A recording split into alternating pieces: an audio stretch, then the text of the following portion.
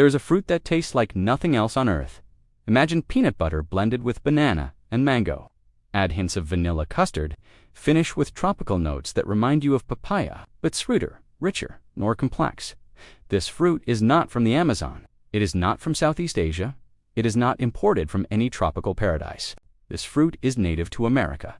It grows wild from Michigan to Florida, from Nebraska to the Atlantic coast. It has grown on this continent for millions of years, long before humans arrived. This fruit is the largest fruit native to North America, larger than any wild apple, larger than any native plum, larger than persimmons, pawpaws, or beach plums. A single fruit can weigh over a pound.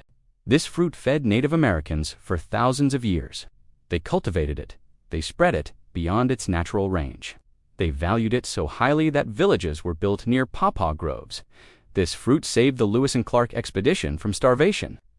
When their supplies ran out in 1806, they survived for weeks, eating nothing but this fruit. The expedition journals describe it as the food that brought them home alive. This fruit was George Washington's favorite dessert. Thomas Jefferson planted it at Monticello. Mark Twain wrote about eating it as a child. And you have never seen it in a grocery store. Not because it tastes bad. It tastes extraordinary. Not because it grows poorly. It grows abundantly. Not because Americans do not like it. Every American who tastes it wants more. You have never seen it because it cannot be shipped. This fruit ripens in 3 days. It bruises if you look at it wrong. It cannot survive the supply chain that brings bananas from Ecuador and mangoes from Mexico. The infrastructure that feeds America was not built for delicate native fruit. It was built for tropical imports that tolerate abuse. The banana industry imports $2.5 billion annually. The tropical fruit industry imports $8 billion annually.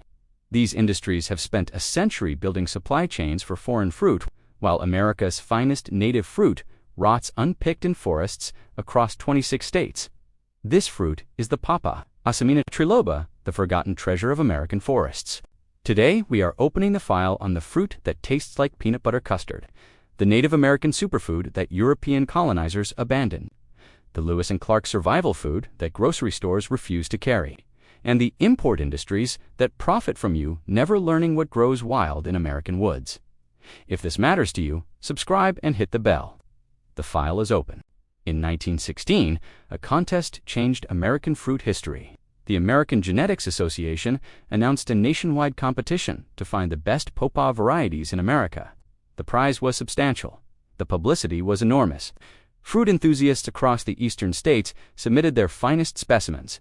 The contest revealed something remarkable. Pawpaws were everywhere. They grew in every state east of the Great Plains. Families had tended favorite trees for generations. Regional varieties had developed distinct flavors, sizes, and textures. The genetic diversity rivaled any cultivated fruit. The winners were documented. The best varieties were identified. The foundation for a pawpaw industry had been laid. Then nothing happened. The contest generated no commercial development. No orchards were planted. No breeding programs began. The finest varieties identified in 1916 were never propagated commercially. Within a generation, most were lost. The timing explains everything. In 1916, the banana industry was conquering America. United Fruit Company had perfected tropical supply chains. Refrigerated ships brought bananas from Central America. Railroads distributed them nationwide. Americans who had never seen a banana suddenly found them in every grocery store. The banana required no introduction to American tastes. It was sweet, convenient, and exotic. It was available year-round. It was cheap because it was produced by workers, paid almost nothing in countries controlled by American corporations. The pawpaw could not compete with this system. Pawpaw ripened in September. Only September. It lasted 3 days after ripening. It bruised during any handling. It could not travel more than 100 miles before spoiling. The infrastructure being built for American fruit distribution was designed for durability, not quality. Bananas could be shipped green and ripened in warehouses.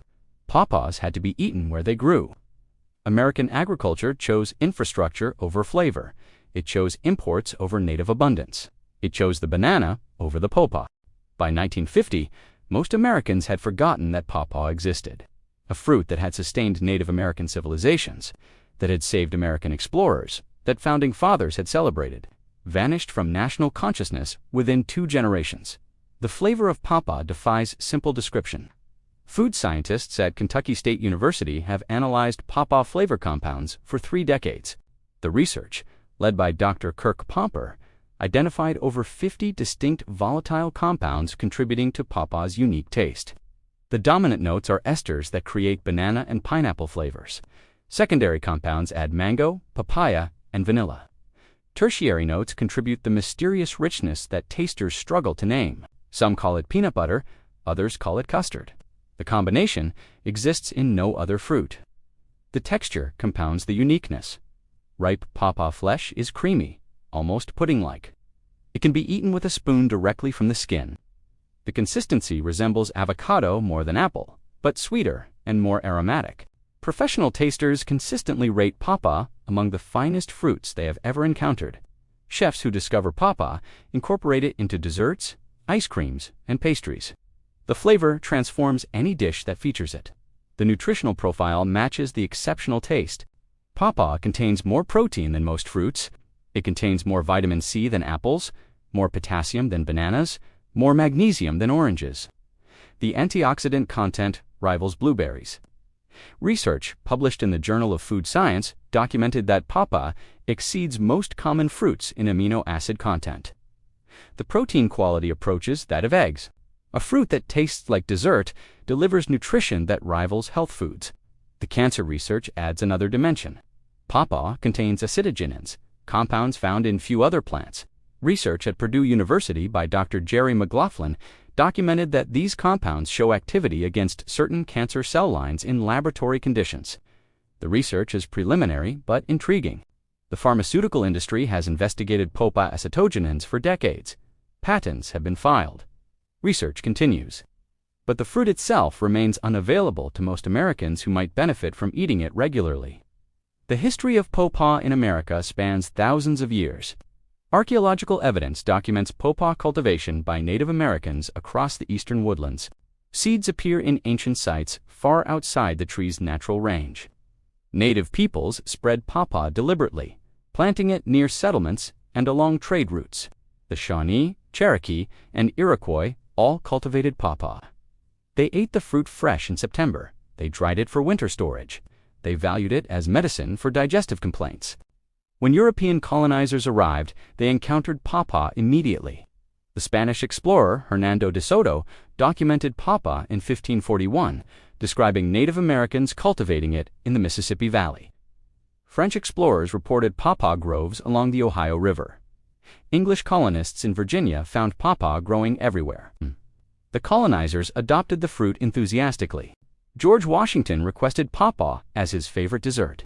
His letters specifically mentioned chilled pawpaw served after dinner. Thomas Jefferson planted pawpaw at Monticello and sent seeds to friends in France. John Adams wrote about pawpaw fondly.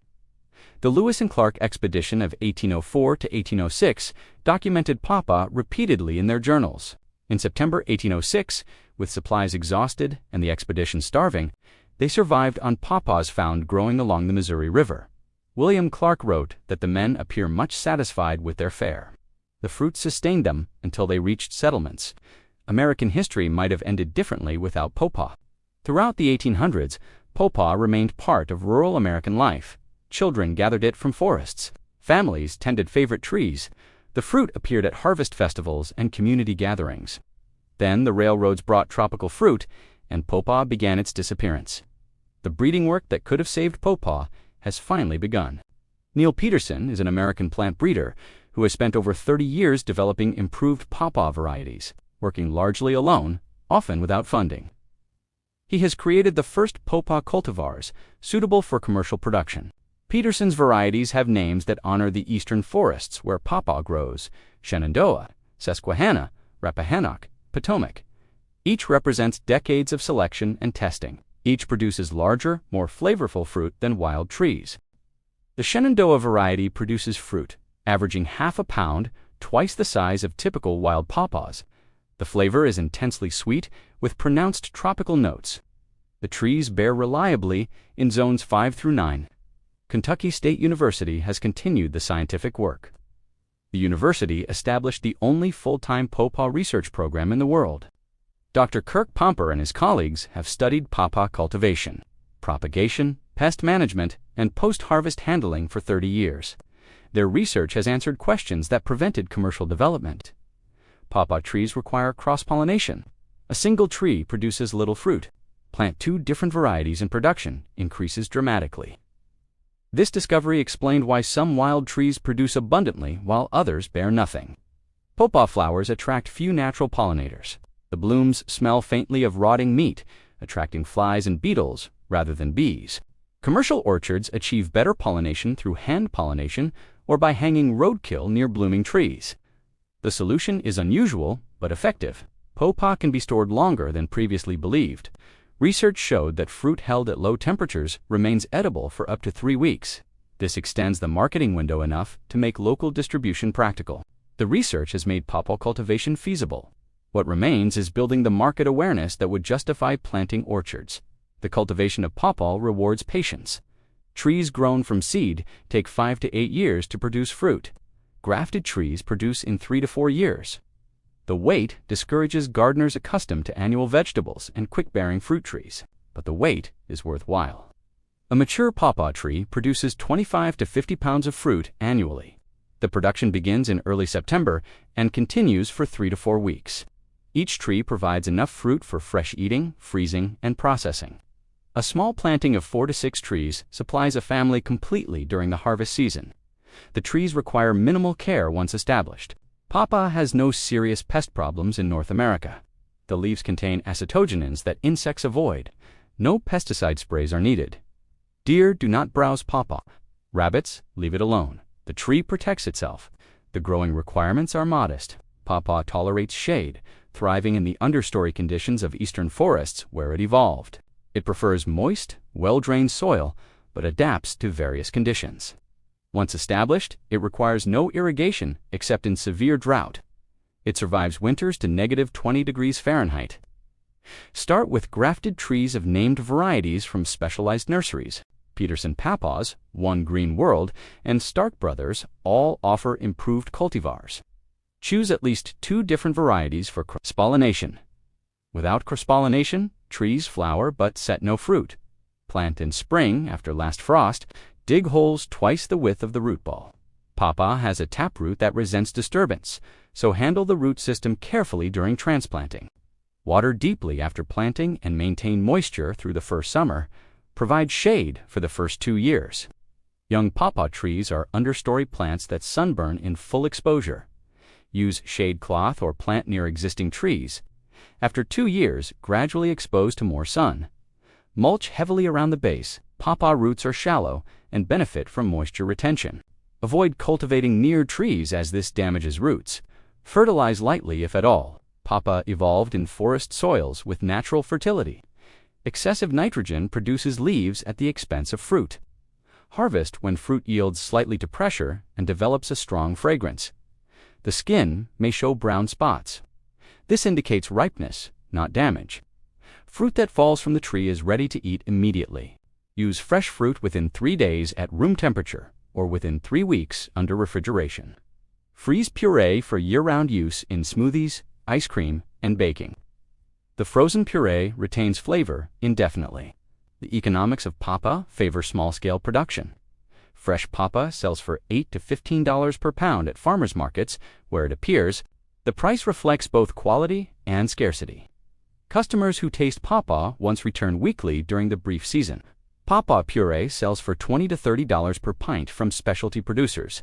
The processed form enables shipping and year-round availability.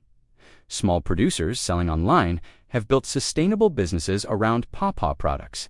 Pawpaw ice cream, pawpaw beer, and pawpaw baked goods command premium prices wherever they appear. The novelty attracts customers. The flavor creates repeat buyers. Producers struggle to meet demand. A mature orchard of 100 trees produces 2,500 to 5,000 pounds annually. At farmers market prices, this represents $20,000 to $50,000 of retail value. The labor requirement is modest. The inputs are minimal. The limiting factor is trees, not demand. Anyone who plants pawpaw today enters a market with more customers than suppliers. The scarcity that makes pawpaw unavailable also makes pawpaw profitable. The industries that benefit from pawpaw's obscurity import what Americans could grow. The banana industry has spent a century convincing Americans that tropical fruit is normal and native fruit is exotic. The marketing has succeeded completely. Americans eat 27 pounds of bananas per person annually. Most cannot name a fruit native to their own continent. Banana production employs workers in Latin America at poverty wages. It requires pesticides that poison workers and ecosystems. It demands shipping infrastructure that burns fossil fuels, transporting water weight across oceans. Pawpaw grows without irrigation in American forests. It requires no pesticides. It ships nowhere because it is eaten where it grows. Every pawpaw consumed is a banana, not imported. The tropical fruit industry has no interest in Americans discovering that superior fruit grows in their backyards. They have no incentive to publicize the pawpaw. They have every incentive to maintain the illusion that good fruit comes only from far away. Agricultural extension services follow the same pattern. They advise on crops that fit industrial supply chains. They ignore crops that serve local markets. Their funding comes from industries that benefit from the current system. The silence is not conspiracy. It is economics. It is the natural result of systems optimized for profit rather than nutrition. Nobody profits from teaching you to grow your own food. Everybody profits from teaching you to buy theirs. The choice between imported and native fruit reflects values. Imported fruit requires global supply chains, exploited labor, and environmental damage invisible to consumers. The banana on your counter represents fossil fuels burned, workers underpaid, and forests cleared in countries you will never visit. Native fruit requires only knowledge and patience. The pawpaw in your backyard represents nothing but your own labor and the abundance that American forests have always offered. The pawpaw asks nothing except to be planted, tended minimally, and harvested gratefully. It feeds you better than imports. It costs you less than imports. It connects you to a continent that has grown food for millions of years before grocery stores existed. Thomas Jefferson understood this. George Washington understood this. Lewis and Clark learned it when survival depended on it. The fruit that tastes like peanut butter custard grows wild in 26 states. It can grow in your yard within 4 years. It can feed you better fruit than any grocery store sells. America forgot its finest fruit when industries taught us that good things come from far away. The forgetting served commercial interests. It did not serve Americans who eat bland bananas while extraordinary fruit rots in nearby forests. The pawpaw remembers even when we forget. It grows in the same forests where Native Americans tended it. It fruits every September, whether or not anyone harvests it. It waits for Americans to remember what they once knew. One tree, for years. Then, peanut butter fruit that Europeans traveled continents to taste. Still growing, still ignored, still waiting. If this video helped you discover what grows in American forests, subscribe and hit the bell so you never miss what we uncover next.